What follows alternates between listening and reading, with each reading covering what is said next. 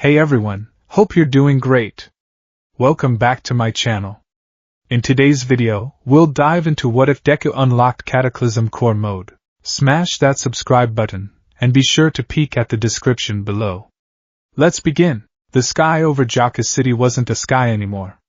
It was a tombstone. Thick, roiling clouds of dust and smoke choked out the sun, turning the midday light into a bruised, sickly twilight. The air didn't taste like air. It tasted like pulverized concrete, ozone, and the metallic copper tang of blood.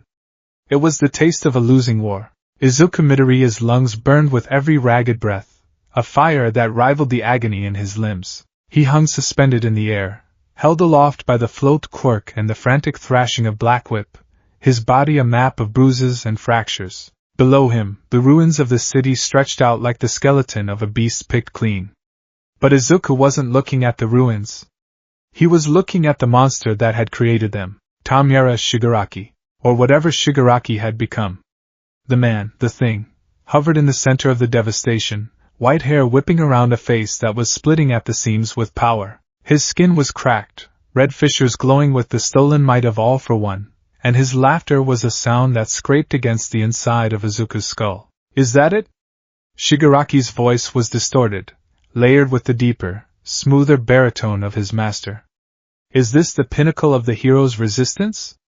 A broken man and a couple of children? Izuku grit his teeth, feeling the familiar thrum of One for All coursing through his veins.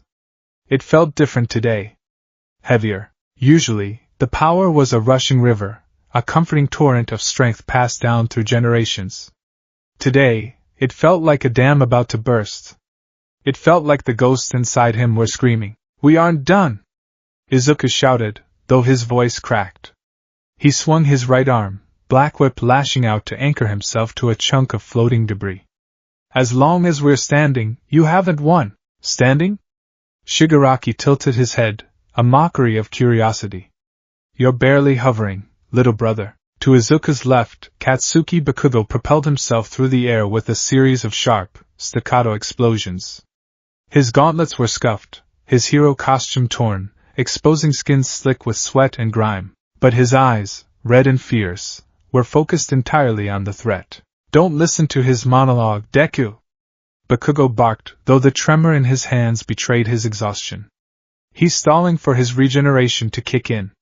We have to hit him now." Below them, Endeavor, the #1 hero, was struggling to rise from a crater. His flames, usually a roaring inferno, were flickering, sputtering like a dying candle. The battle had dragged on too long. They had thrown everything at Shigaraki, Hell Spider, Vanishing Fist, 100% smashes, and he had weathered it all. The terrifying reality was settling in, cold and heavy in Izuku's gut. We might actually lose. And if they lost here, if Shigaraki walked away with One for All, there would be no tomorrow. There would be no UA, no graduation, no peace. Just a world remade in the image of a man who wanted to turn everything to dust. Eraserhead is down, Shigaraki noted, glancing toward the ridge where Ryukyu and the others had been protecting Aizawa. The realization hit Izuku like a physical blow. The reason they had survived this long was Aizawa's erasure quirk keeping Shigaraki's decay and his arsenal of stolen quirks in check. If Aizawa was down, that means, Shigaraki grinned, the skin around his mouth tearing further, I can stop holding back. The air pressure dropped instantly. It wasn't gradual. It was immediate, a vacuum opening up in the center of the battlefield. Gravity seemed to warp around Shigaraki. The sheer density of his presence, now uninhibited, pressed down on them. "Move!" Bakugo screamed, launching himself sideways with a massive blast. Izuku tried to react, tried to summon the power to dodge, but the air around him solidified. Rivet stab. Black and red tendrils erupted from Shigaraki's back, moving faster than sound, faster than thought. They weren't just physical attacks. They were seeking missiles, guided by the search quirk, hunting the one thing Shigaraki craved above all else. One for All. Izuku saw them coming. He saw the jagged, blade-like tips of the tendrils aiming for his chest. Time seemed to slow to a crawl, a cruel trick of adrenaline. He could see the dust motes dancing in the air. He could see the manic glee in Shigaraki's eyes. He could hear the frantic pounding of his own heart. I can't dodge, Izuku realized with a detached, icy clarity. My legs, they won't move fast enough. Black Whip is fully extended. I'm going to die. The vestiges within One for All surged. He felt the fourth user's danger sense blaring like a siren, a headache splitting his skull in two. He felt Nana Shimura's despair. He felt All Might's silent scream. The tendrils closed the distance. 10 meters. 5. 2. Izuku squeezed his eyes shut, bracing for the piercing agony, bracing for the feeling of his soul being ripped from his body. Wham! A forceful impact slammed into his side, not piercing, but blunt. A shove. Izuku's eyes snapped open as he was knocked out of the trajectory of the attack. The world tumbled, the sky and the ground swapping places as he spun through the air. He corrected himself with a burst of float, scrambling to look back at where he had just been. There was a cloud of smoke. An explosion had gone off, small and concentrated. Kaken? Izuku whispered. The smoke cleared, and the world stopped turning. Katsuki Bakugo was suspended in the air, his body arched backward in a gruesome curve. 3 thick, black tendrils had pierced him. One through his left shoulder, one through his thigh, and one, the thickest of them all, impaling him directly through the stomach. Blood didn't spray, it poured. It ran down the black tendrils, dripping onto the ruined earth far below. Bakugo didn't scream. He looked stunned, his eyes wide, pupils contracted to pinpricks. He looked down at the spikes protruding from his body, then slowly, agonizingly, lifted his head to look at Izuku. His mouth opened. Blood bubbled up, spilling over his lips. Stop, trying to win, alone, Bakugo wheezed, the words wet and gurgling. Then, Shigaraki yanked the tendrils back. It was a brutal, careless motion. Bakugo was ripped from the air, his body going limp as ragdoll, and flung aside. He smashed into a pile of concrete rubble with a sickening thud that echoed louder than any explosion. He didn't move. Kaken! The scream that tore from Izuku's throat wasn't human. It was animalistic, a raw tear in the fabric of his sanity. How disappointing, Shigaraki sighed, shaking the blood off his tendrils. I aimed for the vessel, and hit the extra. Why do you heroes insist on sacrificing yourselves? It changes nothing. He's dead. You're next. The cycle concludes. He's dead. The words hung in the air, vibrating. Izuku stared at the motionless form of his childhood friend. He remembered the bullying. He remembered the river. He remembered the entrance exam. He remembered the curry at the training camp. He remembered the look in Bakugo's eyes just now, not fear, but a desperate desire to save him. Kaken is dead? Something inside Izuku Midoriya broke. It wasn't a snap. A snap implies something clean, something that can be mended. This was a shattering. It was the sound of a structural beam giving way under too much weight for too long. The world went quiet. The wind stopped. The battle noise faded into a dull, distant drone. Izuku fell to his knees in midair, his legs giving out even though he was floating. His hands clutched at his chest, gripping the fabric of his costume so tightly his knuckles turned white. Inside him, the core of One for All, that swirling galaxy of power, light, and hope, began to spin, faster and faster. Usually, One for All was a rainbow of colors, yellow for Gran Torino and Nana, red for All Might, green for Izuku. It was warm. It was life. But now, fueled by a grief so profound it felt like drowning, and a rage so hot it felt like freezing, the core began to compress. Kill him. The thought wasn't Izuku's. Or maybe it was. It was hard to tell where Izuku ended and the power began anymore. Kill him. Destroy him. Erase him. Deep within the vestige world, the mental landscape where the previous users resided, chaos erupted. The throne room of One for All, usually a place of misty reverence, was shaking violently. The stone floor cracked.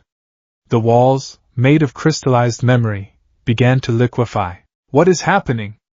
The fifth user, Lariat, shouted, gripping his chair as the void around them turned a violent, churning crimson. The boy! Nana Shimura screamed, her form flickering. His emotions, they're bypassing the limiters. He's drawing out everything at once.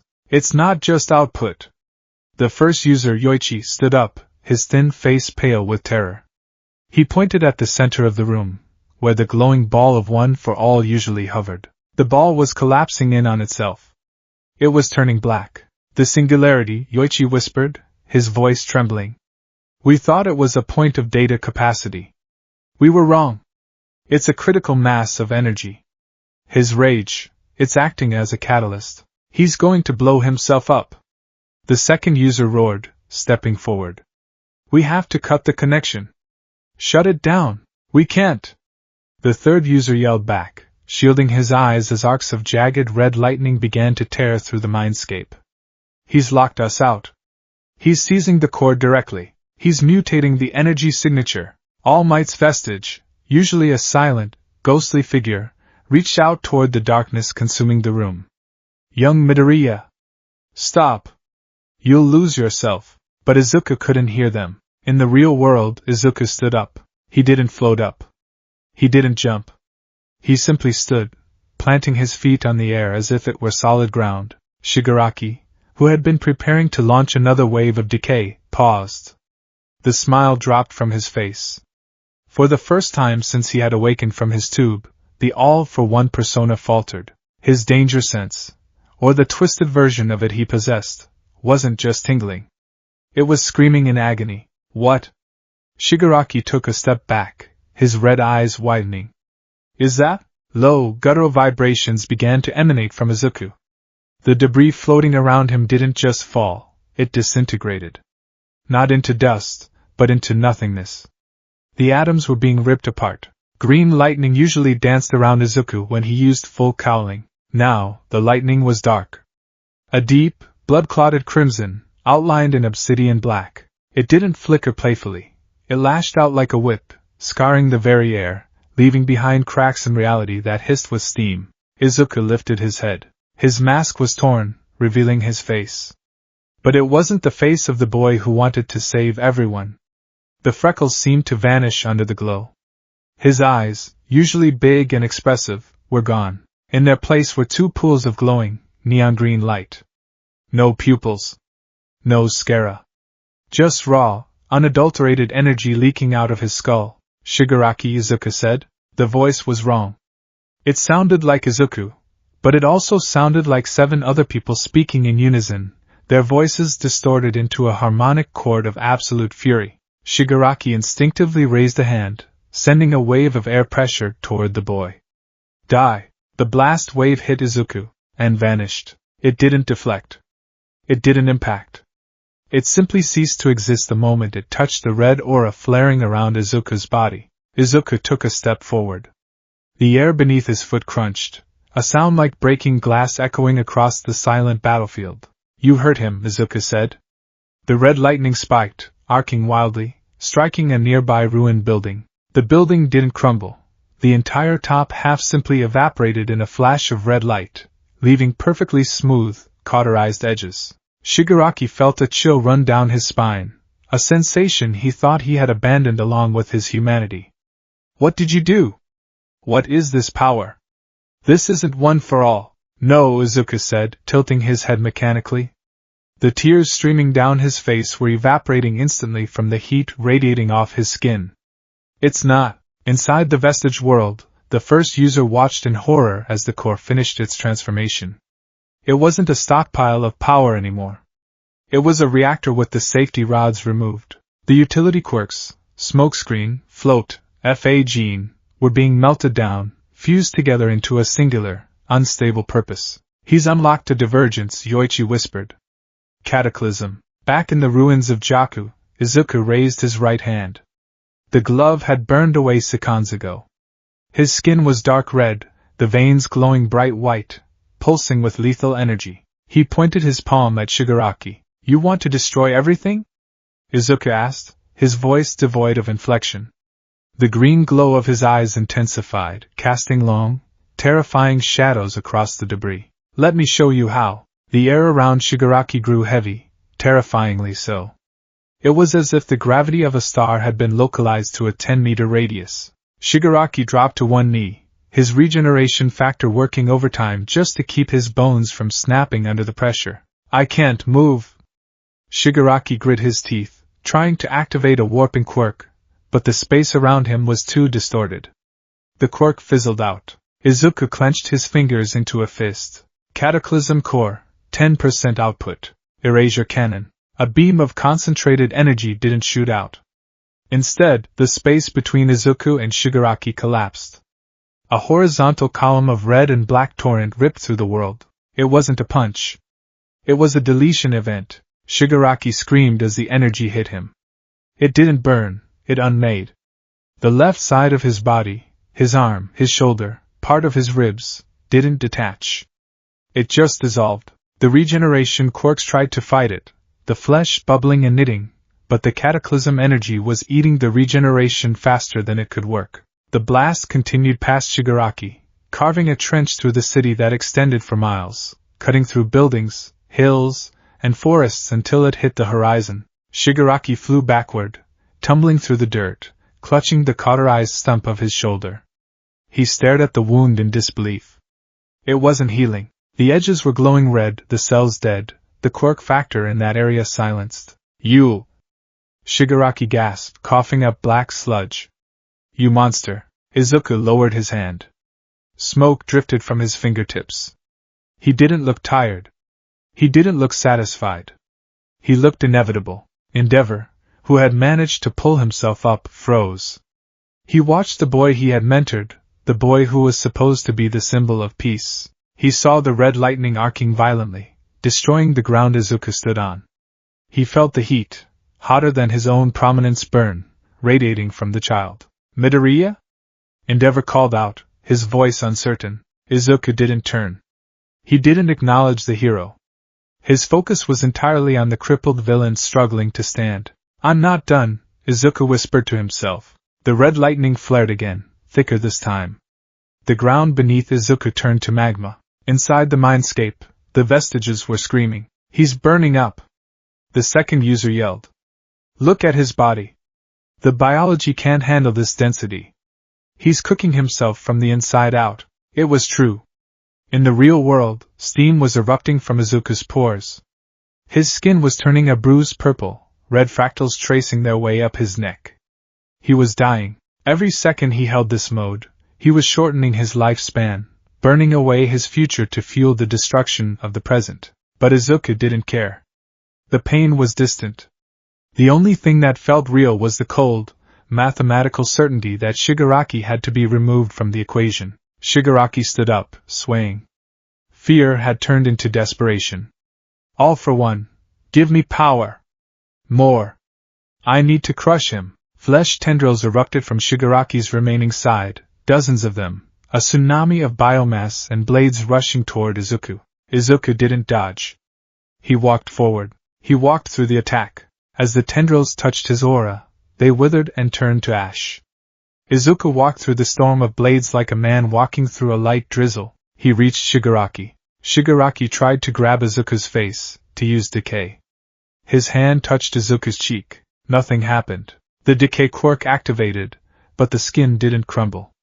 The cataclysm aura was disintegrating the decay effect before it could touch the cells.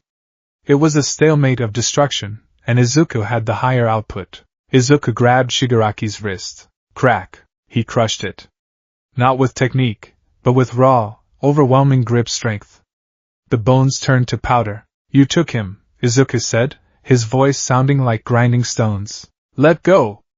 Shigaraki shrieked, thrashing, kicking, unleashing blasts of air and radio waves. Nothing worked. Izuku was an immovable object. Izuku pulled back his other fist. The red lightning condensed around it, forming a sphere of unstable gravity that distorted the light, making his hand look like a black hole. You took him from me. Izuku punched. He didn't aim for the head. He aimed for the chest. The impact was silent for a split second. Then, the sound caught up. Boom! A shockwave of red energy exploded outward. It leveled everything within a 2-mile radius. Endeavor was blown back, forced to shield himself with a wall of flames. The ground rippled like water. Shigaraki was launched into the sky, a trail of blood and dissolving flesh following him. His chest was caved in, the regeneration struggling to keep his heart beating. Izuku crouched, the concrete beneath him vaporizing instantly as he prepared to jump. He was going to follow him. He was going to finish it. He was going to tear Shigaraki apart atom by atom until there was nothing left to regenerate. Midoriya! A voice cut through the roar of the energy. Izuku paused. The green glow in his eyes flickered. Stop it! It was Uraraka. She was screaming over the comms channel, her voice tinny and desperate in his earpiece, which had somehow survived the energy surge. You're killing everyone! Izuku blinked. The red aura wavered. He looked down. The ground around him was gone. A crater, perfectly spherical and smooth, sat where he stood. But beyond the crater, he saw Gran Torino, lying near the edge, scorched by the heat of Izuku's aura. He saw the other heroes, burned and terrified, backing away, not from Shigaraki, but from him. He looked at his own hands. They were black, charred, the skin peeling away to reveal glowing red muscle beneath. What am I doing? The rage faltered. The logical, cold drive to destroy cracked. And in that moment of hesitation, the pain rushed back in. All of it. The broken bones. The torn muscles. The internal burns. The feedback from the Cataclysm core. It hit him like a freight train. Izuku screamed. It wasn't a battle cry this time. It was a shriek of pure agony. The red lightning grew unstable, arcing wildly, striking him, striking the ground. The feedback loop was collapsing. Eraser! Now! A voice yelled. Aizawa. He was awake. From the ridge, half-blind, bleeding from his head, Shota Aizawa forced his one good eye open. He focused on the glowing, terrifying figure of his student. His hair floated up. Erasure. The red lightning vanished instantly. The Cataclysm core snapped shut. Izuku's body went limp. The anti-gravity field disappeared. He fell forward, hitting the scorched earth face first. He didn't move. Smoke rose from his back. High above, Shigaraki, broken and terrified, used the momentary distraction. He summoned a gnome that had drifted near the battlefield, ordering it to catch him. Retreat. Shigaraki gurgled, clutching his chest where the void punch had hit him. Get me out of here, away from that. The villains fled, but the heroes didn't chase. They couldn't. Endeavor stood at the edge of the crater, staring down at the unconscious body of Izuku Midoriya. The boy was still smoking. The air around him was still superheated. Slowly, tentatively, Endeavor slid down into the crater. He reached out to check for a pulse, hesitating before touching the boy's charred skin. He found it. Faint. Erratic. Fast. He's alive, Endeavor announced, his voice hollow. But as he turned Izuku over, he saw the boy's face. Izuku's eyes were open, staring at the sky. The green glow was gone, but the pupils were blown wide, unseeing. Tears had cut tracks through the soot on his cheeks, and his hair. The green curls were streaked with gray. Get the medics, Endeavor said, looking up at the bruised sky. And get the restraints. Restraints? Ryukyu asked, landing softly at the edge of the pit. For the villain? Endeavor shook his head, looking at the boy who had just manifested enough power to crack the world in half. No, Endeavor whispered. For Deku. The word hung in the air, heavier than the dust, louder than the screaming wind. Erase. It wasn't a command given to a person. It was a command given to reality itself. And reality, terrified, obeyed. The moment the syllable left Izuku Midoriya's lips, the world around him convulsed. It wasn't an explosion. Explosions push things away. Explosions are kinetic. This was something else. This was a sudden, violent subtraction. A sphere of absolute void expanded from his chest, encompassing the debris, the air, and the light. For a fraction of a second, there was no sound, just a sphere of blackness where the laws of physics had filed for bankruptcy. Then, the atmosphere rushed back in to fill the vacuum, creating a thunderclap that shattered windows in Jaka's city, 3 miles away. Tamura Shigaraki, the inheritor of All for One, the symbol of destruction, was not standing. He was scrambling. He had kicked off the air, propelling himself backward with a desperate burst of kinetic boosters, his red eyes wide with a confusion that was rapidly curdling into terror. He looked at his hand. The tips of his fingers, the fingers that could turn cities to dust, were smoking. Not burning, but fading. The very tips were gone, sheared off as if they had been dipped in acid that ate existence. What? Shigaraki choked out, his regeneration factor screaming as it tried to knit flesh that was no longer there. What is that? 50 meters away, hovering in the center of a crater that was perfectly smooth, as if scooped out by a god's spoon, was Izuku Midoriya. But it wasn't Midoriya. Not really. The boy's hero costume was shredding, the dark teal fabric unable to withstand the energy pouring off him. But it wasn't tearing from stress, it was dissolving. The air around him was distorted, a heat haze of black and crimson static. It looked like a corrupt video file, jagged lines of red lightning glitching in and out of existence, tearing scars into the sky. Midoriya didn't move like a fighter. He didn't bounce on the balls of his feet. He didn't raise his fists in a boxing stance. He simply drifted forward. His legs hung limp, his arms loose at his sides. He was being carried by the storm of his own power, and his eyes, Endeavor, watching from the ridge of the crater, felt a chill penetrate his thermal resistance. He had seen the eyes of villains, murderers, and madmen. He had seen All Might's eyes in moments of fury. But this, Midoriya's eyes were gone. The whites, the pupils, the irises, replaced by two chaotic, glowing nebulas of neon green. They didn't blink. They didn't focus. They just burned. Midoriya! Endeavor shouted, the flames on his mustache flaring as he tried to assert command over the situation. Report. What is this status? Can you control it? Midoriya didn't turn. He didn't even twitch. The sound of Endeavor's voice seemed to perish before it reached him, consumed by the low, throbbing hum, like a massive generator overloading, that emanated from the boy. He can't hear you, a wheezing voice rasped. Endeavor looked down. Gran Torino was propped up against a chunk of rubble, clutching his side.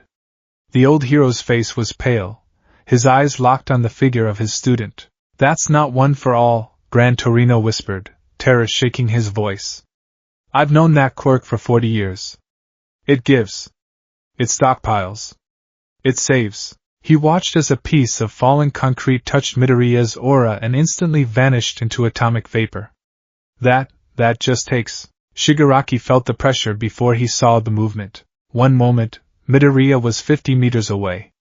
The next, he was there. There was no blur of speed, no sonic boom indicating travel. It was as if Midoriya had simply deleted the space between them. He appeared directly in front of Shigaraki, face to face, floating inches off the ground. Shigaraki's survival instincts, honed by years of malice and the recently acquired consciousness of All for One, kicked into overdrive. Kill him. Don't think. Just kill. Get away from me. Shigaraki screamed. He unleashed a point-blank blast of the air cannon quirk, reinforced with radio waves and heavy kinetic springs. It was a combination that had leveled city blocks. It hit Midoriya squarely in the chest. The result was silence. The blast didn't push Midoriya back. It hit the red, jagged aura surrounding him and died. The kinetic energy was neutralized, the air pressure unraveled. It was like throwing a cup of water into the sun. Midoriya tilted his head. The movement was jerky, mechanical, like a marionette with tangled strings. You're loud, Midoriya said. The voice was a horror show. It was Izuku's voice, but overlaid with the discordant screaming of the vestiges. It sounded like a choir of the damned singing in a crypt. Midoriya raised his hand. He didn't make a fist. He just reached out, fingers splayed, palm open. Shigaraki tried to dodge, but the air around him had turned to syrup. The gravity was wrong. Up was down. Left was heavy. The Cataclysm core was warping the gravitons in the immediate area, turning the battlefield into a trap. Midoriya's hand brushed Shigaraki's chest. It wasn't a punch. It was a touch. SSSSSHHHHTZZZ. The sound of searing meat filled the air. Shigaraki howled, a sound of raw, animalistic agony that ripped through the battlefield. He flung himself backward, thrashing wildly, crashing into a pile of debris. He clutched his chest, looking down. The regeneration quirk, super regeneration, the crown jewel of the Noma project, the thing that made him immortal, was failing. Where Midoriya had touched him, there was a hand-shaped void. The skin, the muscle, the ribs, they weren't just burned, they were gone. The edges of the wound glowed with that same terrifying red energy, cauterizing the flesh instantly. The regeneration factor tried to push new cells into the wound, but as soon as the new cells touched the red energy lingering in the injury, they disintegrated too. It won't heal. Shigaraki gasped, panic rising in his throat like bile. Why won't it heal? Because there is nothing left to heal from, the voice of All for One whispered in his mind, sounding unusually guarded. That power, it is disrupting the cellular blueprint. It is attacking the very concept of your biology. Tamura, you must retreat. You cannot tank this. Retreat? Shigaraki spat, his pride warring with his pain. I am the king. I am the... Midoriya was there again. This time, he didn't wait. He brought his hand down in a chopping motion. Shigaraki raised his left arm to block. The arm severed. It didn't fall to the ground. It didn't bleed. One moment it was attached to his shoulder. The next, it dissolved into a cloud of red and black particulate matter. Shigaraki stared at the stump of his shoulder, his brain unable to comprehend the speed of the loss. Midoriya didn't stop. He grabbed Shigaraki by the face. The heat was unbearable. It felt like having his head shoved into a blast furnace. Shigaraki's skin began to blister and crack instantly. Look at me, Midoriya commanded. The green light from his eyes bored into Shigaraki's soul. You wanted to erase society? You wanted to turn everything to dust? The red lightning arced from Midoriya's arm into Shigaraki's skull. This is what dust feels like. We have to stop him. Endeavor was in the air, propelling himself toward the fight. The heat radiating from the center of the battle was so intense that even he, the flame hero, was sweating profusely. His temperature gauge was redlining, and he hadn't even used a prominence burn yet. Midoriya, stand down! Endeavor roared, aiming a concentrated jet of fire at the ground between the two to separate them. You're killing him! The flames roared toward the pair. Midoriya didn't look up. He simply flared his aura. The red energy expanded, a pulse of pure rejection. Endeavor's fire didn't just extinguish, it reversed. The thermal energy was twisted, corrupted, and sent hurtling back at Endeavor as a wave of black, entropy-laced heat. What? Endeavor gasped, banking hard to the left to avoid his own power turned against him. The black heat grazed his shoulder pad, and the hardened carbon fiber armor crumbled like dry leaves. He's not distinguishing targets. Ryukyu shouted from the ground, shielding her eyes from the blinding light. She was in her dragon form, but she was keeping her distance. Every instinct in her reptilian brain was screaming at her to run, to hide, to burrow deep underground. Endeavor, he's attacking anything that enters his range. He's lost control, Gran Torino wheezed, trying to stand but failing. The boy, his mind, it snapped when Bakugo went down. He's running on pure instinct. A biological defense mechanism. Like a white blood cell, Bakugo's voice croaked. Gran Torino turned. Katsuki Bakugo was conscious. Barely. He was lying in a pool of his own blood, the holes in his body slowly clotting, but his face was a mask of horror. He wasn't looking at his injuries. He was watching Izuku. Bakugo coughed, wincing. He's always been obsessive. He analyzes. He dissects. Now, Bakugo watched as Izuku slammed Shigaraki into the ground, the impact causing a shockwave that stripped the topsoil off the earth for 100 meters. Now he's dissecting him. He's trying to find the part of him that hurts us, and remove it. He's going to kill himself doing it, Gran Torino said grimly. Look at his skin. Through the haze of battle, they could see it. Izuku Midoriya was breaking apart. The red lightning wasn't just external. It was arcing under his skin. His veins were glowing bright, angry red. Smoke was pouring from his mouth and nose. The sheer density of the energy was boiling his blood. The feedback loop of the Cataclysm core was a suicide pact, maximum output for maximum destruction, with the user's life force as the fuel. DKU! Bakugo screamed, forcing himself up on one trembling arm. Stop it, you damn nerd! You've won! Stop! Midoriya didn't hear him. Or if he did, the words meant nothing. To Izuku in that moment, words were just noise. And noise was inefficiency. He lifted Shigaraki by the throat. The villain was barely conscious, a ruined mess of cauterized wounds and missing limbs. The all-for-one vestige was frantically trying to force quirks to activate, impact recoil, hardening, anything, but the Cataclysm aura was eating them faster than they could manifest. Please, Shigaraki whimpered.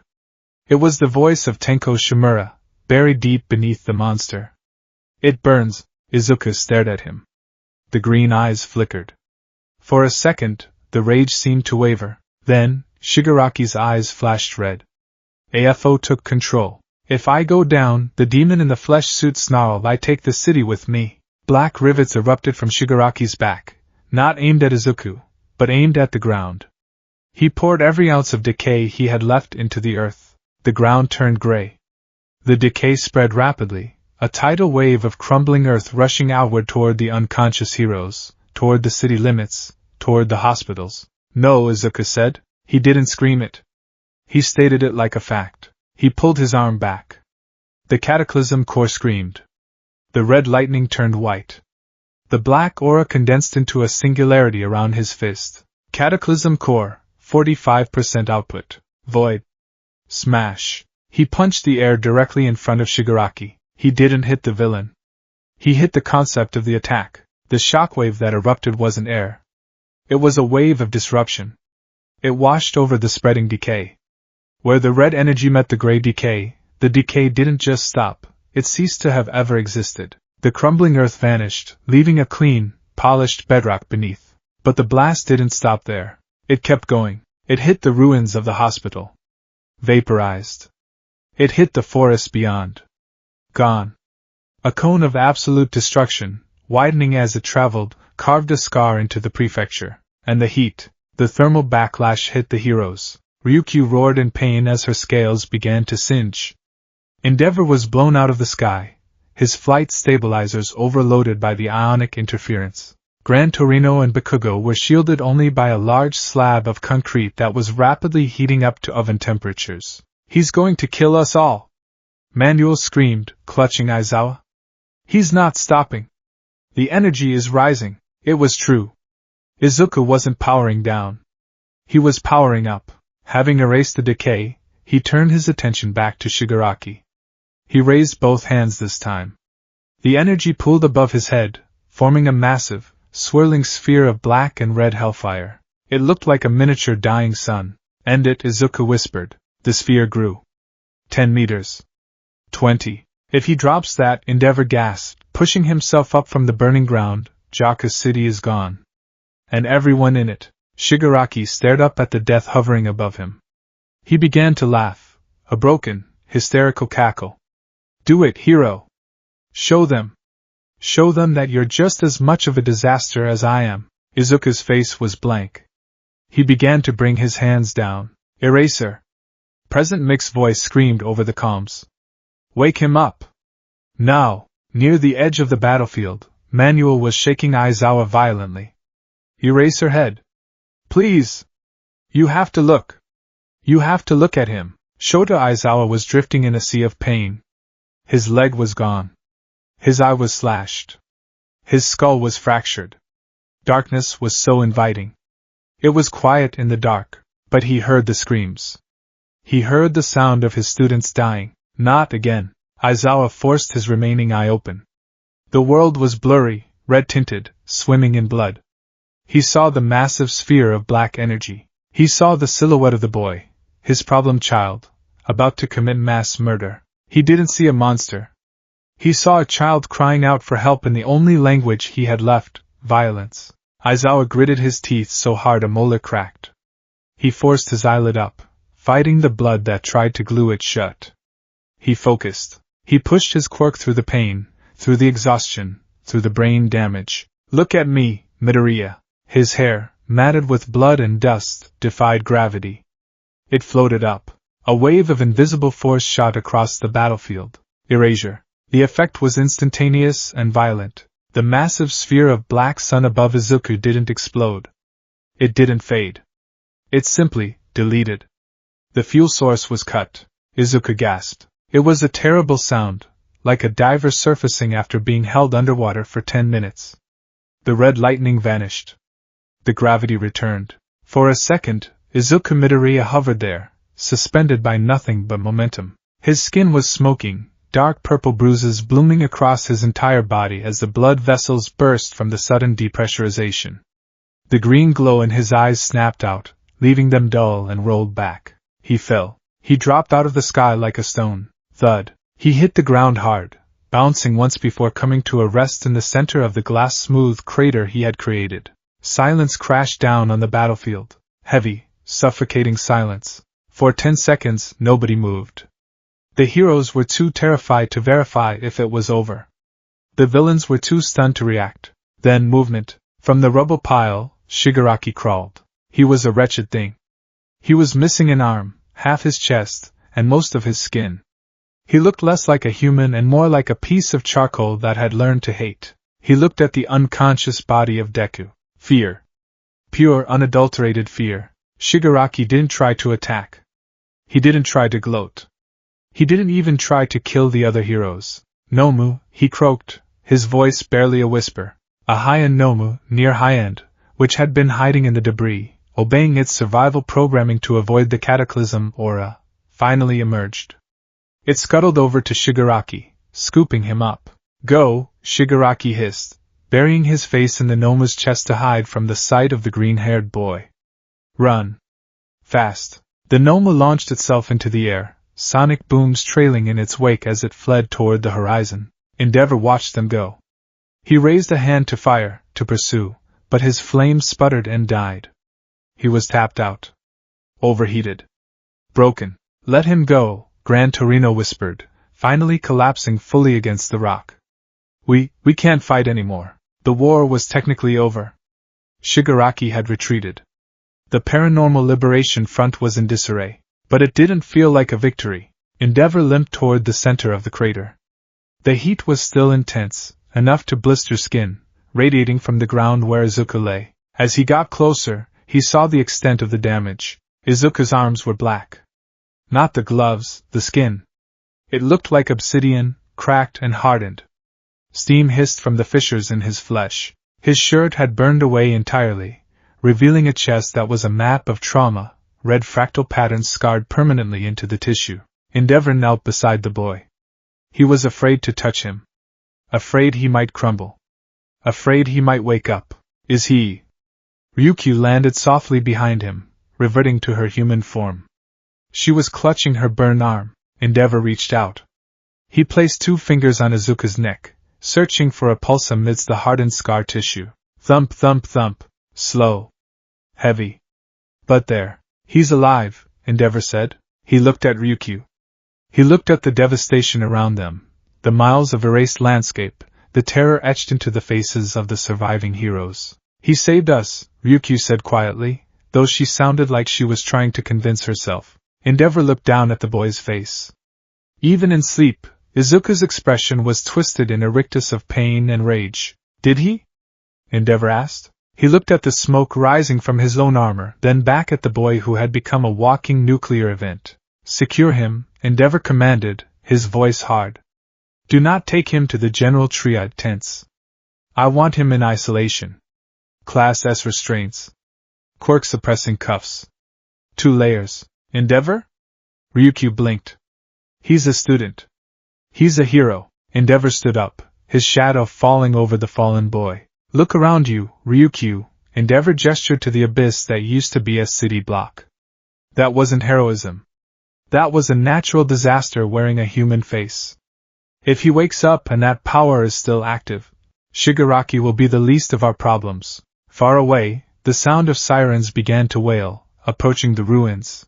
But to the heroes standing in the crater, the sound didn't signal rescue. It signaled the beginning of a new kind of fear. Izuku Midoriya twitched in his sleep. A single spark of red lightning jumped from his finger, striking a pebble. The pebble didn't crack. It vanished. Endeavor stepped back. Get the chains, he said. Now, the rain in Japan had not stopped for 48 hours. It was a heavy, gray deluge that hammered against the ruins of Jaka's city and the terrified streets of Tokyo alike. It washed away the soot and the ash, but it couldn't wash away the fear. The water running into the gutters was black, stained with the debris of a war that society wasn't ready to understand. The media blackout was absolute, but in the age of smartphones, silence was impossible. Leaked footage was everywhere. Shaky cell phone videos taken from miles away showed the sky turning bruised purple. Satellite imagery showed the scar, a perfectly straight, miles-long trench where the Earth had simply ceased to exist. But the most terrifying footage was the blurry clip of the green calamity, a silhouette of jagged lightning, floating in the void, dismantling the symbol of fear with a brutality that made the old videos of All Might look like playground tussles. The public wasn't cheering. They were whispering, "Is that a hero? That looked like a villain's quirk." It erased everything. While the internet debated the nature of their savior, the subject of their fear was buried 300 feet underground. Central Hospital Special Containment Wing, Tartarus Protocol retrofit. The air in the hallway was cold, sterile, and smelled of antiseptic and ozone. It was a heavy, pressurized silence, broken only by the rhythmic clack-clack-clack of footsteps. Toshinori Yagi, the man once known as All Might, walked with a heaviness that had nothing to do with his physical frailty. He looked like a ghost haunting his own life. His suit hung loosely on his skeletal frame, his sunken eyes dark with sleeplessness. He stopped in front of a blast door that was 3 feet thick. "Identification," a robotic voice intoned. "Yagi Toshinori," he whispered. "Authorization code, Omega 1 for all." The heavy tumblers of the lock groaned, a sound like a beast waking up. The door hissed open, revealing not a hospital room, but an airlock. Inside, 2 armed guards with heavy quirk-suppressing rifles stood at attention. They looked nervous. They weren't guarding a villain. They were guarding a student, and they looked like they were guarding a nuclear warhead with a loose wire. "Mr. Yagi," the lead guard nodded, his visor hiding his eyes. "He hasn't woken up yet. Vital signs are stabilizing, but the ambient readings are still high." "Let me through," Toshinori said softly. He passed the guards and approached the observation glass. It was reinforced quirk-proof polymer, capable of withstanding a tank shell. Toshinori looked through the glass and felt his heart shatter into 1,000 irrecoverable pieces. In the center of the stark white room, suspended in the air by magnetic fields to prevent him from touching, and potentially erasing, the bed, was Izuku Midoriya. He looked small. That was the first thing that hit Toshinori. Without the lightning, without the aura, Izuku was just a boy. A 16-year-old boy with messy green hair. But the boy was ruined. Izuku was wrapped in bandages from neck to toe, but the bandages couldn't hide everything. His right arm, the arm he had used to deliver that final, terrifying void smash, was exposed for monitoring. It wasn't flesh-colored anymore. It was a deep, charred obsidian, like volcanic glass. Veins of faint, pulsing red light ran through the black hardened skin, glowing rhythmically with his heartbeat. He was strapped into a rig that looked like a torture device. Quirk-suppressing cuffs clamps were locked onto his wrists, ankles, and neck. Thick cables ran from the rig to a bank of monitoring machines that took up the entire back wall. "It's cruel, isn't it?" Toshinori jumped slightly. He hadn't heard Recovery Girl approach. The youthful heroine looked older than he had ever seen her. She leaned heavily on her cane, her usual syringe-shaped bun looking slightly askew. She held a clipboard, her knuckles white as she gripped it. "Chio," Toshinori rasped. "How is he?" "Alive," Recovery Girl said, the word heavy. "Though scientifically, I'm not sure how. His body temperature is hovering at 104 degrees. It won't go down. His cells..." She tapped the clipboard with a shaking finger. "Toshinori, his cells aren't replicating normally. They're vibrating. It's like every atom in his body is trying to pull itself apart from its neighbor." Toshinori placed his hand against the cold glass. "Can you heal him? Heal him?" Recovery Girl let out a dry, mirthless laugh. "If I used my quirk on him right now, I'd just be accelerating his metabolism. With his cells in this state, speeding them up might cause him to disintegrate. We're treating him with cooling agents and stabilizers. We're trying to keep him from reaching critical mass again." She looked up at Toshinori, her eyes wet. "What did you give him, Toshi? What was in that quirk?" "I gave him a torch," Toshinori whispered, tears finally spilling over his hollow cheeks. "I thought I was passing him a torch to light the way. But I gave him a bomb." The door to the observation room opened again. Eraserhead wheeled himself in. Shota Aizawa was a mess. One of his legs was gone, amputated below the knee. His face was bandaged, covering his right eye. He looked like he should be in the ICU, not in a briefing room. But Aizawa was stubbornness personified. "Aizawa," Toshinori turned. You should be resting. I'm fine, Aizawa lied, his voice rough. He wheeled himself up to the glass, staring at his student with his one good eye. His expression was unreadable, a mask of stoic pain. The commission wants him moved, Aizawa said flatly. They're talking about Tartarus. Or a new facility. They're calling him a biological threat class S. He is a child. Tashinori roared, the sudden volume making the guards flinch. He is a hero who's saved everyone. He is a weapon that almost deleted a prefecture, Aizawa countered, his voice low but sharp. Don't let your emotions blind you, All Might. You saw what happened. I was there. I felt it. Aizawa touched the bandage over his missing eye. When I looked at him to erase the quirk, it didn't feel like erasing a stockpile. It felt like staring into an event horizon. If I had blinked, if I had been a second slower, Shigaraki wouldn't be the only one dead. You, me, the students, we'd all be gone. Tashinori slumped, the anger leaving him as quickly as it had come, replaced by crushing guilt. I know. There's something else, Aizawa said, pulling a tablet from his lap. We analyzed the battle data from the black box recorder in his suit. Specifically, the vestige activation logs. Tashinori froze. The vestiges? The fourth user, Aizawa said. Danger sense. It warns him of incoming attacks, Tashinori nodded. Malice directed at him. No, Aizawa swiped the screen and turned the tablet toward Tashinori. Look at the timestamp. The danger sense was active continuously for the last 3 minutes of the fight. At maximum volume, Tashinori looked at the graph. The red line was spiked to the top of the chart. But Tashinori frowned. Shigaraki was retreating. The Noma was fleeing. Why was danger sense screaming? Aizawa looked at the boy floating in the magnetic field. Because it wasn't detecting Shigaraki, Aizawa said, his voice chillingly quiet. The sensor is designed to detect a threat to the user's life. In those final moments, the greatest threat to Izuku Midoriya wasn't the villain. Aizawa pointed at Izuku. It was Izuku Midoriya. The realization hit Tashinori like a physical blow to the gut. The quirk had recognized the Cataclysm mode as a lethal event. It was screaming at Izuku to run away from himself. Tashinori covered his mouth, suppressing a sob. He was trapped in a burning room, and he was the fire. Inside the mind, Izuku was floating. It wasn't the warm, golden void of One for All. It wasn't the misty throne room of the vestiges. It was a gray, silent ocean. He was sinking deeper and deeper into cold, viscous water. There was no light above him, no bottom below him. Just endless, muted gray. He wasn't in pain. That was the strangest part. For the first time in years, his body didn't hurt.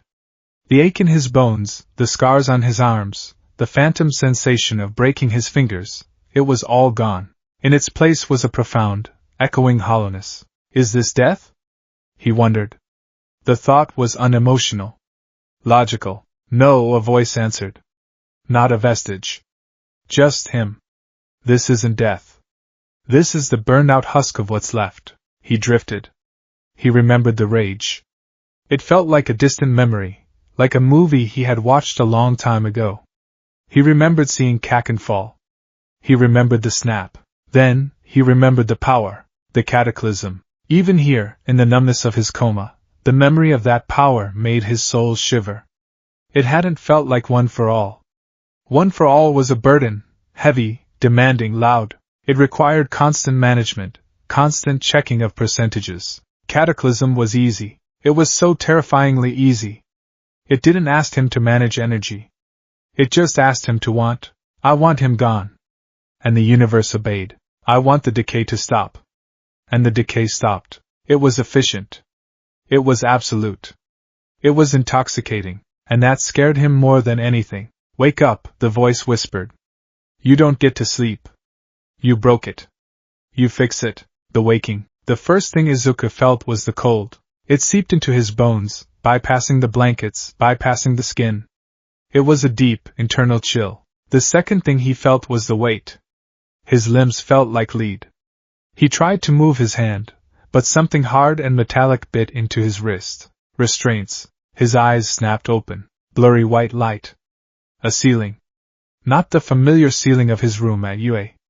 Not the ceiling of the regular hospital ward he had visited so many times. This was industrial. Concrete and steel. He blinked, his vision slowly sharpening. The hum of machinery was loud, a rhythmic thrumming that vibrated against his teeth. He tried to turn his head. His neck was stiff, locked in a brace. He's awake! Vitals spiking. BP is 180/110. Stabilize the suppression field. Don't let him focus. Voices. Panicked. Scared. Izuku forced his eyes to track the sound. He saw figures behind a thick glass wall. Doctors in hazmat suits. Guards with rifles raised. Why do they have guns? Izuku thought sluggishly. Is there a villain? Then he looked down at himself. He saw the chains. Thick, heavy tungsten cuffs binding his arms and legs to the suspension frame. He saw the wires sticking into his chest. He saw his right arm, black, cracked, glowing faintly red. Oh, he realized. I am the villain. Young Midoriya? A voice came through the intercom system. Distorted, metallic, but familiar. Izuku tried to speak. His throat felt like it was filled with broken glass. All might? The door to the side of the room hissed open. A rush of decontamination air sprayed out. All Might walked in. He wasn't smiling. He wasn't standing tall in his muscle form, he couldn't anymore, Izuku knew, but he wasn't even standing with his usual defiance. He looked crushed. He stopped 10 feet away from the bed, behind a yellow line painted on the floor. Don't cross the line, Mr. Yagi, a guard warned over the speaker. Radiation protocols? All Might ignored the speaker, but he didn't step closer. He looked at Izuku with eyes that were pools of sorrow. Izuku, All Might said. It was the first time he had used his first name without the prefix. It sounded like a goodbye. Where? Izuku coughed, the sound raspy. Where is Shigaraki? Gone, All Might said softly. He retreated. You drove him back. Is everyone? Izuku swallowed, the fear rising in his chest. Did I kill anyone? The silence that followed was agonizing. It stretched for seconds that felt like hours. No, All Might said, and Izuku felt his heart restart. No heroes died. Gran Torino is in critical condition, but stable. Bakugo. Young Bakugo is recovering. He took a bad hit, but he's alive. Izuku let out a breath he didn't know he was holding. His head fell back against the brace. Thank God. Thank God. But Izuku, All Might's voice was trembling. The city. Jaka. The forest. The mountain. All Might reached into his pocket and pulled out a photo. He held it up. It was an aerial shot of the battlefield. Izuku squinted. He saw the city ruins. And then he saw the line. The massive, clean, black void that cut through the world. It looked like someone had taken an eraser to a drawing of a city. You did this, All Might whispered. Izuku stared at the photo. He remembered doing it. He remembered the feeling of the erasure cannon leaving his hand.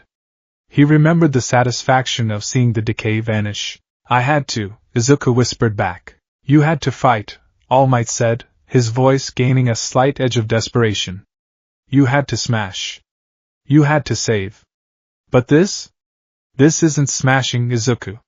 This is annihilation. He wouldn't stop, Izuku said. His voice sounded flat to his own ears. Why wasn't he crying? He should be crying. He used to cry at everything. But the tears wouldn't come. He was going to kill Kaken. He was going to kill you. Smashing him wasn't working. His regeneration was too fast.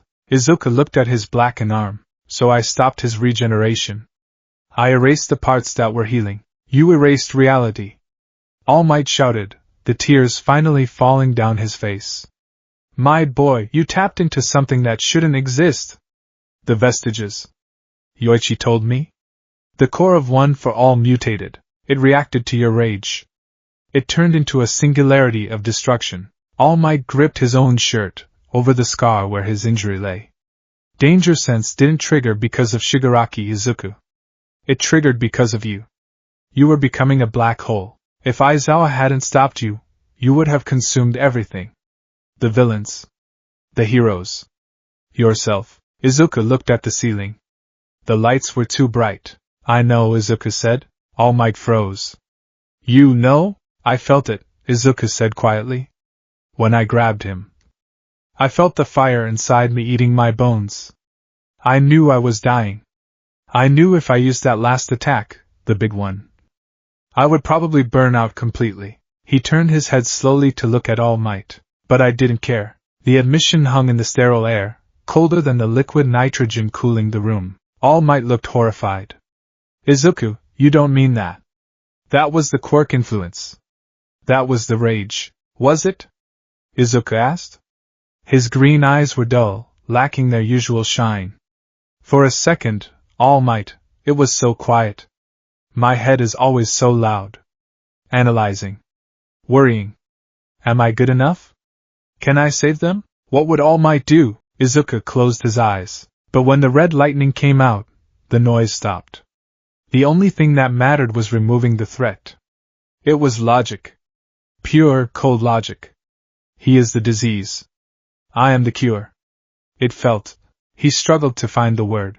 Efficient. All Might stepped back, hitting the glass wall behind him. He looked at his successor, the boy who had run into the sludge villain without a quirk, the boy who had broken his bones to save Todoroki, and he saw a stranger. That isn't you, All Might whispered. That is the power corrupting you. Maybe, Izuku murmured. Or maybe it's just what was necessary. Shigaraki isn't a villain anymore, All Might. He's a disaster. You can't arrest a hurricane. You can't punch a plague. Izuku opened his eyes again. The green glow flared briefly, just a spark, but it was enough to make the guards raise their rifles. You have to end it. The quarantine zone. 3 days passed. Izuku remained in the chains. The doctors, led by a specialist named Dr. Sanemiya, a woman with a quirk that allowed her to see energy currents, ran test after test. The diagnosis was grim. One for All was no longer a stable pool of energy. It was a churning, volatile storm. The Cataclysm state had fractured the vessel. Izuku's body had adapted to the stress by hardening, but the quirk itself was now hypersensitive. If he got angry, the red lightning sparked. If he got stressed, the gravity in the room increased. If he tried to access the normal one for All, the green lightning, it was tainted with red static. He was radioactive with rage. Izuku spent the days staring at the wall. He didn't sleep much. When he did, he dreamed of dust. On the 4th day, the door opened, and it wasn't All Might. It was Bakugo. Bakugo was in a wheelchair, pushed by a grumbling Aizawa. Bakugo looked terrible. His chest was wrapped in heavy gauze, his arm in a sling. He looked pale, drained of blood, but his face was set in a scowl that could melt steel. The guards stepped forward. No students allowed. Protocol 4. Stand down, Aizawa ordered, flashing his ID. Educational visitation. Approved by Principal Nizu. The guards hesitated, then stepped back. Aizawa wheeled Bakugo up to the yellow line. Izuku looked at them. He didn't smile. Hi, Kaken, Izuku said softly. Mr. Aizawa. Bakugo stared at him. He stared at the chains. He stared at the black arm. He stared at the dead eyes. You look like crap, Bakugo spat. I feel like crap, Izuku replied evenly. Good, Bakugo growled. He gripped the armrests of his wheelchair until his knuckles cracked. Because you're an idiot. Izuku blinked. I saved you. You didn't save me. Bakugo shouted, wincing as the movement pulled at his stitches. You tried to martyr yourself. Again. But this time, you decided to take the whole damn map with you. I stopped him, Izuku insisted, his voice rising slightly. The room temperature spiked by 5 degrees. The guards tensed. You broke the game, Deku. Bakugo yelled back, ignoring the heat. We're heroes. We save people. We don't erase them. I watched you. You looked at Shigaraki like he was dirt on your shoe. That wasn't saving. That was execution. He killed you. Izuku shouted. The restraints rattled. Red sparks jumped from Izuku's shoulders. The glass wall vibrated. I saw him kill you. Izuku's voice cracked, the apathy finally breaking, revealing the raw, bleeding trauma underneath. I saw the spike go through you. I thought you were dead. And I couldn't breathe. I just wanted him gone. I wanted the world that allowed that to happen to be gone. Silence. The outburst echoed in the room. Bakugo looked at him, his expression softening, just a fraction. I'm not dead, you moron, Bakugo said quietly. I'm right here. Because I'm tough as hell. And because the other heroes pulled me out. Bakugo leaned forward as much as he could. You didn't have to become a monster to avenge me, Izuku. Izuku flinched. The use of his name from Bakugo was jarring. I'm not a monster, Izuku whispered, looking at his black arm. Then stop acting like one, Bakugo said. Stop sitting here accepting that you're a weapon. Fight it. You controlled one for all before. Control this. Don't let the angry ghost in the quirk drive the bus. Aizawa placed a hand on Bakugo's shoulder. That's enough, Bakugo. His heart rate is getting too high. Aizawa looked at Izuku. Midoriya, Aizawa said sternly. The government is scared of you. The Hero Commission is debating whether to freeze you in cryostasis or throw you in the deepest pit in Tartarus. Izuku looked down. Maybe they should. I told them no, Aizawa said. I told them that you are a student of UA High. And UA students don't give up. And we don't give up on them. Aizawa's one eye narrowed. We are going to figure this out. We are going to put a leash on that cataclysm. And you are going to finish this war the right way. Not as a disaster. But as a hero. Aizawa began to pull Bakugo back. Get your head out of your ass, Deku! Bakugo yelled as the door closed. Or I'll kill you myself. The door hissed shut. Izuku was alone again. He looked at his hand. The black, obsidian skin. The red pulse. He closed his eyes and went into the vestige world. The chairs were overturned. The room was a wreck. The first user was huddled in a corner. The second and third were arguing near the smoking core. Izuku stepped into the room. His mental avatar was glowing with the same red outline. Quiet, Izuku said. The vestiges stopped arguing. They looked at him. We need to talk, Izuku said, his voice echoing in the mindscape. I'm not letting this power control me. And I'm not letting you control it. He walked toward the black, swirling sun that One for All had become. I'm going to build a gate, Izuku said. And I'm the only one who gets the key. The inside of Izuku Midoriya's mind used to be a place of reverence. It had been a vast, ethereal void, filled with the golden mist of heroism. It was a cathedral of legacy, where the spirits of 8 noble souls stood guard over the accumulated power of One for All. There were thrones of crystallized light. There was a sense of warmth, a feeling of being held by history. Now, it was a blast zone. Izuku stood in the center of his own soul. He wasn't wearing his hero costume here. He was naked, stripped of everything but his scars. His body in the mindscape reflected his body in the waking world. His right arm was a heavy, blackened limb of obsidian, glowing with faint, arterial red pulses. The sky above him wasn't golden. It was the color of a bruised plum, swirling with thick, choking smoke. The ground beneath his feet, once smooth, polished stone, was shattered. Great fissures ran through the floor, leaking a hissing, crimson steam, and the thrones, the stone chairs that seated the previous users were scattered. Some were overturned. Some were cracked in half. The chair belonging to the fourth user, Heike Shinomori, was nothing but rubble, as if it had exploded from the inside out. Hello? Izuku called out. His mental voice didn't echo. The thick air swallowed the sound instantly. There was no answer.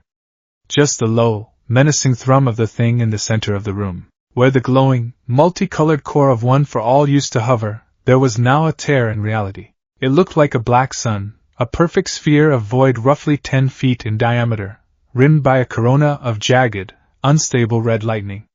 It didn't emit light, it drank it. It exerted a gravitational pull that tugged at Izuku's hair and skin, whispering to him to come closer, to touch it, to let go. Izuku took a step forward, his bare feet crunching on the debris of his own psyche. I know you're here, Izuku said, his voice flat.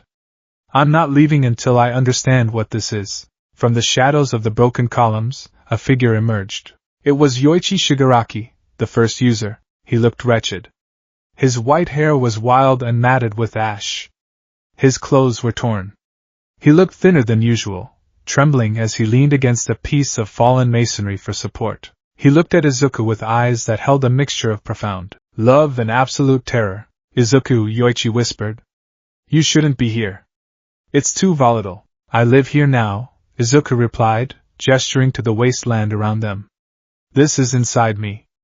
I can't just ignore it. It's not safe, another voice growled. Daigoro Banjo, the fifth user, stepped out from behind a cloud of smoke.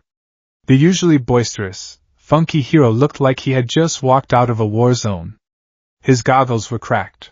The energy of Black Whip usually danced around him. Now, it hung limp and frayed, like dead vines. The kid's right first, Banjo said, his voice gruff. He pulled the trigger. He has a right to know how the gun works.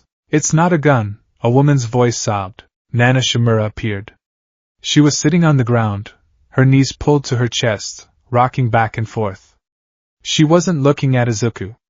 She was looking at the black sun in the center of the room. It's a cancer. It's eating us. It's eating him. Izuku looked at his mentor's master.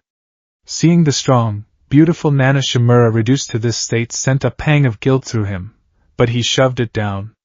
He couldn't afford to feel guilty right now. Guilt was heavy. Logic was light. Tell me, Izuku demanded. He walked toward Yoichi. What happened? I felt everything change. The power didn't just get stronger. It mutated, Yoichi sighed, a sound like wind rushing through a graveyard. He straightened up, dusting off his clothes. Do you remember the quirk singularity theory? Yoichi asked. Yes, Izuku nodded. Quirks mix and deepen with every generation. Eventually, they become too complex for a human body to control. We thought, Yoichi continued, pacing nervously around the cracks in the floor, that the singularity was a storage issue.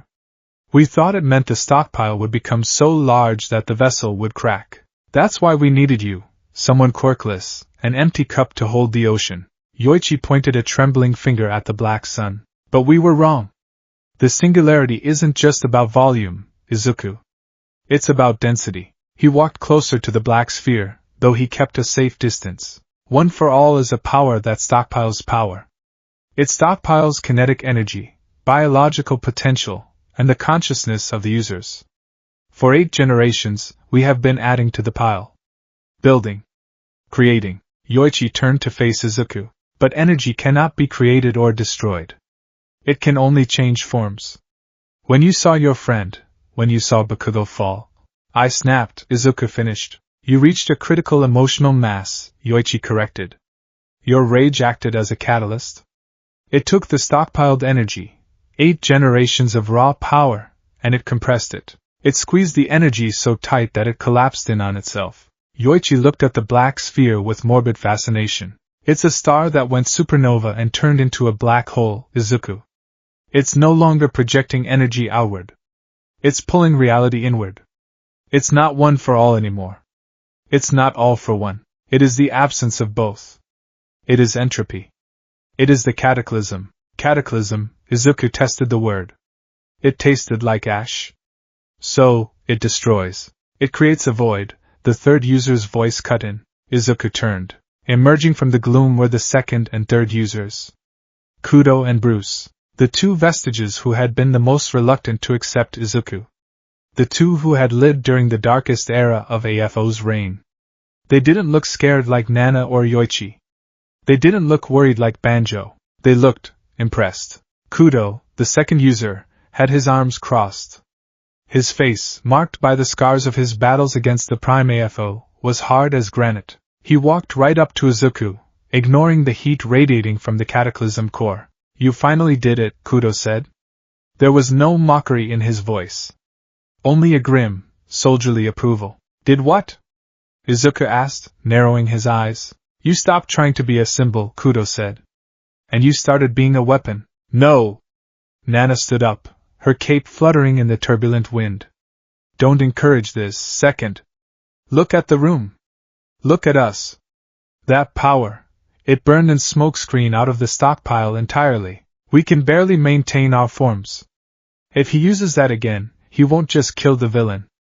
He'll burn his own soul to cinders. He stopped. Shigaraki, the third user, Bruce, argued, stepping up beside Kudo.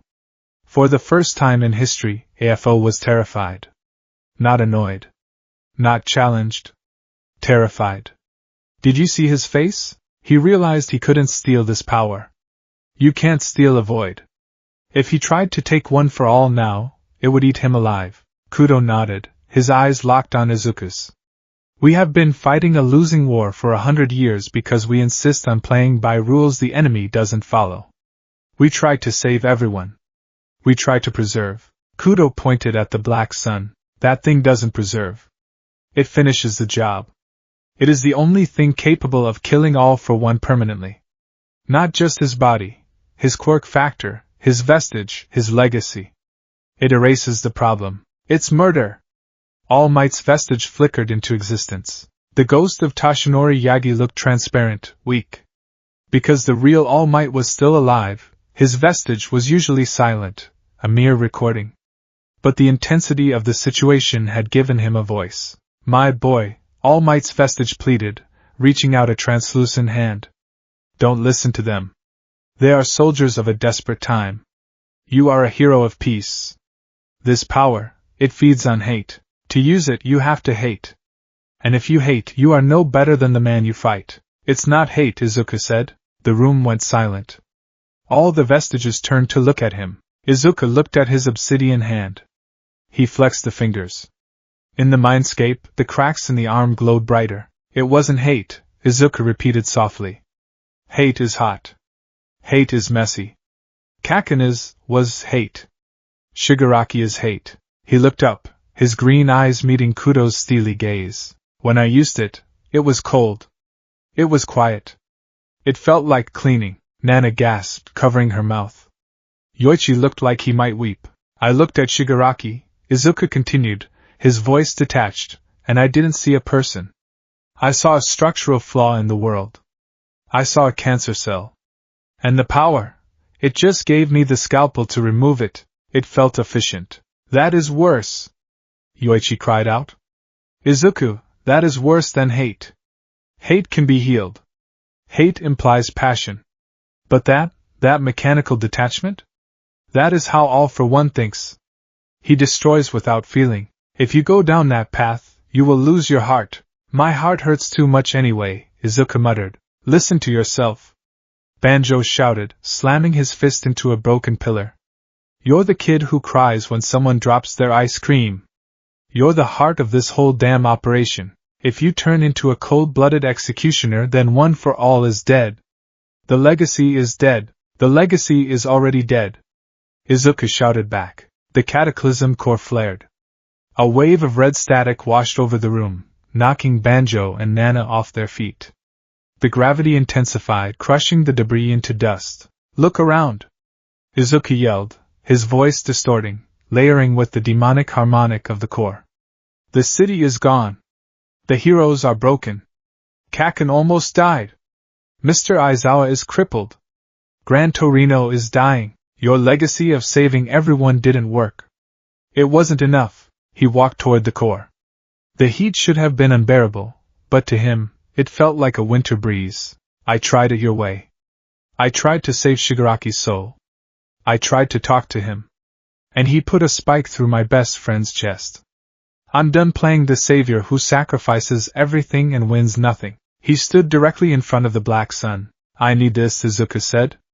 If AFO comes back, and he will come back. I can't beat him with punches. I can't beat him with Black Whip. I need the eraser. You'll die, Nana whispered, lying on the ground. Izuku, honey, please. Your body can't take it. You saw your arm. Next time it will be your heart. You'll burn out before you turn 20. Then I'll make it count, Izuku said coldly. Kudo stepped forward. He placed a hand on Izuku's shoulder. Good. That's the resolve we need. Get your hand off him, second, Yoichi warned, stepping between them. We are not turning him into a suicide bomber. We don't have a choice. Kudo roared. It's already unlocked. We can't put the genie back in the bottle. The singularity has breached. The question isn't if he uses it, it's how. Then we contain it and spoke up. The sixth user, the quiet, brooding man in the high-collared coat, stepped out from the shadows. He had been silent until now. We contain it, and repeated. Like a reactor. He looked at Izuku. Midoriya. You say it felt efficient. But you also couldn't stop. You almost killed the heroes. You almost killed yourself. Efficiency without control is just chaos. Izuku looked at his hand. I couldn't turn it off. Once the gate was open, the water just kept rushing out. Then we build a dam and said, we build a gate so heavy that it takes every ounce of your will to open it. And we lock it. Izuku looked at the chaotic, swirling core. Can we do that? We have to, Yoichi said, wiping his eyes. If we can't reverse the singularity, we have to stabilize it. We have to rebuild the mindscape around containment. Izuku closed his eyes. He focused. I don't want to hurt Kaken again. I don't want to hurt Uraraka. I don't want to hurt All Might, but I want to kill Shigaraki. I need to keep the monster in the basement until the burglar comes. Help me, Izuku said to the vestiges. The world began to shift. It wasn't an instant fix. It was a grueling, mental construction project. Izuku visualized walls. Not just walls of stone, but walls of tungsten. Walls of will. He imagined a massive, impenetrable vault. The vestiges joined him. Banjo used Black Whip to pull the scattered debris together, forming the foundation, and used Smokescreen to fill the cracks, creating a seal. Nana and Yoichi used their emotional connection to weave a lattice of empathy, a barrier to keep the cold logic from leaking out into Izuku's normal personality. Kudo and Bruce stood guard, watching the core. They didn't help build the walls, but they didn't stop it. They seemed to understand that a weapon is useless if it blows up in the silo. Slowly, agonizingly, the mindscape changed. The scattered ruins were cleared away. The black sun was pushed back, deep into the recesses of the void. Huge, towering doors rose up from the mental floor. They were made of dark, heavy iron, covered in glowing green chains. They slammed shut in front of the Cataclysm core, obscuring the terrible red light. Boom! The doors closed. The silence that followed was profound. The crushing gravity lifted. The air cleared. The throne room was still damaged. Cracks ran up the walls, and the colors were muted, but the immediate threat was behind the door. Izuku stood in front of the massive vault. He placed his obsidian hand against the cold iron. It's still humming, Izuku whispered. He could feel the vibration through the metal. The core was hungry. It was waiting. It will always hum, Kudo said, walking up behind him. You have tasted absolute power, Midoriya. The power to dictate reality. You think you can just forget that? Kudo leaned in close, his voice low. Creation is hard. Building a society, building a body, building peace, it takes years. It's exhausting. But destruction? Destruction is instant. It's easy. It's gratifying. Kudo pointed at the door. That isn't just a quirk anymore. It's a temptation. Every time you face a problem, a villain, a disagreement, a barrier, that voice in the back of your head is going to whisper, why struggle? Just erase it. Izuku stared at the iron door. He knew Kudo was right. Even now, he wanted to open it. Just a peek. Just to feel that godlike certainty again. I won't open it, Izuku said, though his voice lacked conviction. You will, Kudo said. When AFO returns. And when you do, make sure you're the one holding the handle, not the other way around. Yoichi stepped up to Izuku's other side. He placed a gentle hand on Izuku's unblemished arm. Izuku, Yoichi said softly. We will help you hold the door shut. But the lock is your heart. If you lose your heart, the door opens. My heart, Izuku repeated. He thought of his mother. He thought of Ochako. He thought of Ada and Todoroki. He thought of Bakugo screaming at him in the hospital room. Get your head out of your ass, Deku! A ghost of a smile touched Izuku's lips. It didn't reach his eyes, but it was there. I'll try, Izuku said. He turned away from the vault. I'm going back now. I have to tell them. Tell them what? Nana asked. Izuku looked back at the vault, pulsing with its red, lethal rhythm. That I'm not a hero anymore, Izuku said, his figure beginning to fade as he woke up. I'm the jailer, the real world. Izuku's eyes snapped open. The sterile white ceiling of the isolation cell greeted him. The hum of the suppression machinery was loud, but not as loud as the hum in his head. He sat up. The chains rattled. Dr. Sanemiya, the energy specialist, gasped from behind the glass. She was looking at her monitors. Director! She shouted into her headset. Readings have changed. The ambient radiation, it's dropping. It's plummeting. Izuku looked at the glass. He saw his reflection. His eyes were no longer glowing that terrifying, pupilless neon. They were green again. Dull, tired, and aged by 100 years, but human. He looked at his right arm. It was still black, still scarred, but the red veins had dimmed to a faint, rhythmic pulse, barely visible. The door hissed open. Aizawa wheeled himself in, followed by All Might. They looked tense, expecting another outburst. Izuku looked at them. He didn't struggle against the chains. He sat perfectly still, his posture straight, his expression unreadable. Midoriya? All Might asked, his voice trembling with hope. Are you back? Izuku looked at his mentor.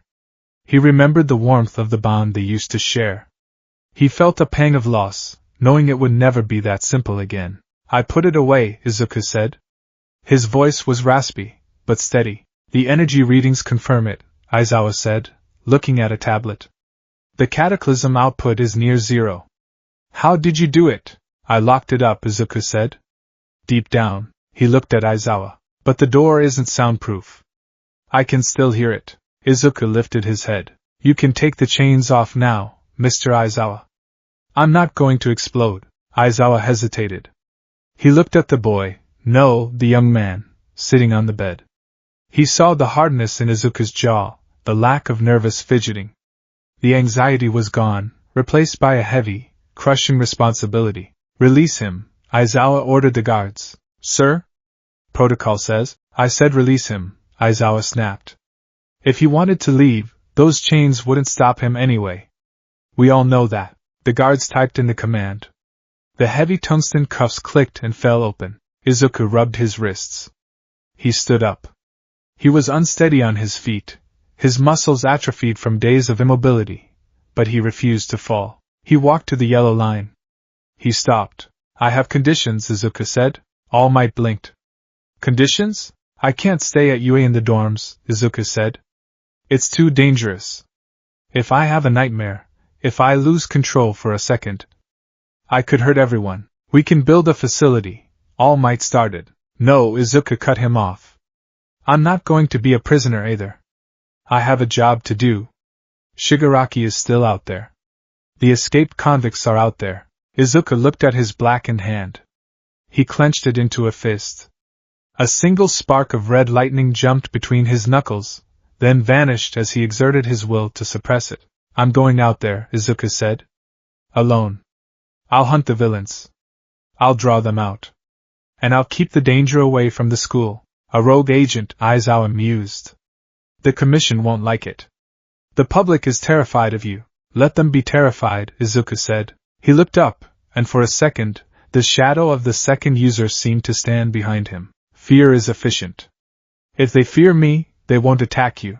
Izuku walked past All Might and Aizawa, toward the exit. The guards stepped aside, too intimidated to block his path. I'll grab my gear, Izuku said, not looking back. Tell the top 3 I'm ready to work. But I work alone. All Might watched him go.